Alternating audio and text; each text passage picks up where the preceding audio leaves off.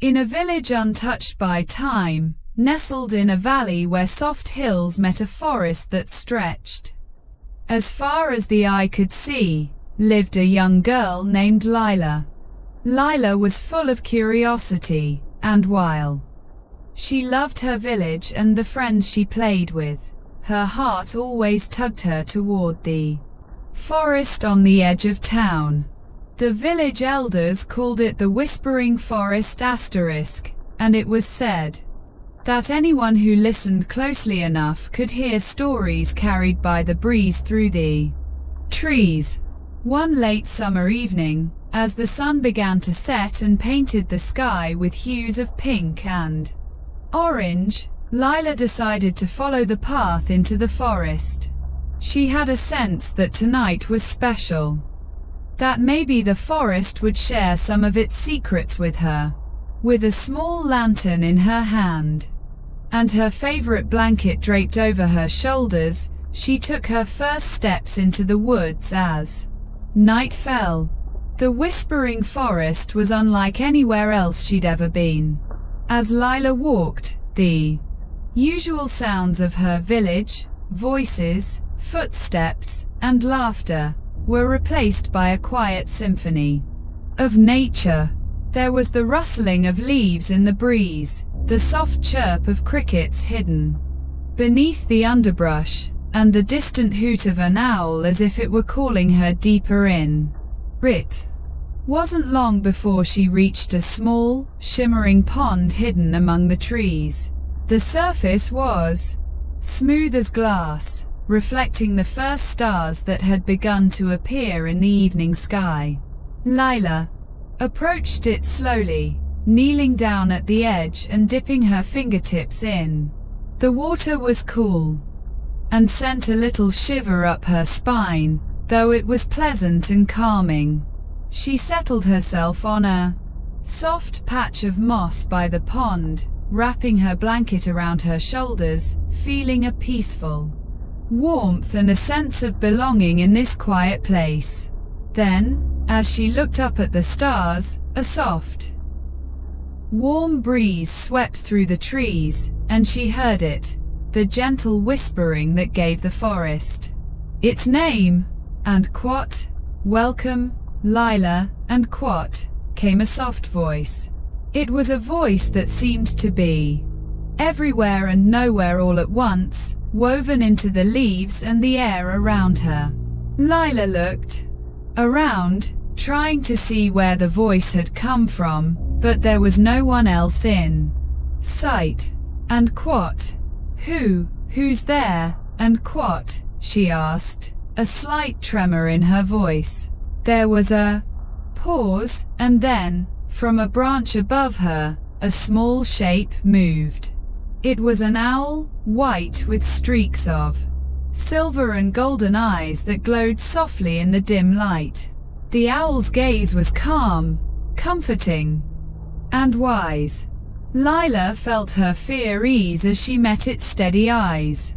And quat, hello, Lila, and quat, the owl said, its voice soft as a lullaby.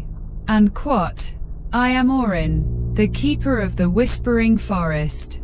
I've been here for many, many years, watching over the creatures, the trees, and the waters. And quat, Lila felt a wave of wonder wash over her. She'd heard stories of talking animals, of creatures with secrets, but she never imagined she'd meet one herself. She hugged her blanket closer and smiled up at Orin, her curiosity stirring again. And quat, why is the forest called the Whispering Forest? And quat, she asked. Orin tilted his head, his golden eyes gleaming. And quat, you see, Lila, every tree, every stream, every creature here holds memories of the past. They whisper these memories to the wind, so anyone who listens can hear the stories of those who came before. The forest is alive with tales, old and new, from every creature that has ever visited it, and quote. Lila listened intently, feeling as though she were in a dream.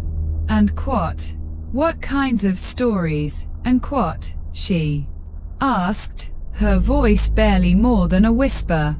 Orin looked to the stars above, a glimmer of nostalgia in his gaze. And quote, there are stories of travelers who wandered through these woods and left their wishes with the trees. There are tales of animals who have lived their whole lives here, caring for the land and protecting it.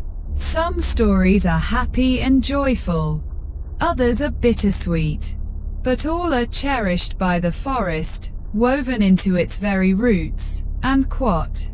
As Orin spoke, Lila found herself relaxing more and more, her body growing heavy with a peaceful drowsiness.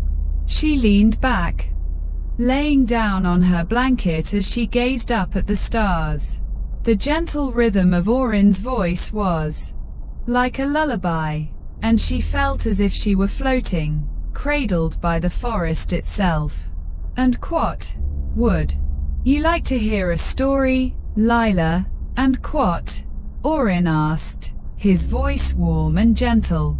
Lila nodded, her eyelids feeling heavier with each passing moment.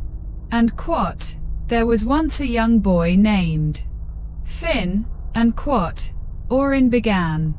And quote, many years ago, he too wandered into the whispering forest, much like you have tonight. Finn was kind and gentle, but he carried a heavy heart. You see, his family had to leave their home by the sea, and he missed it dearly, and quote.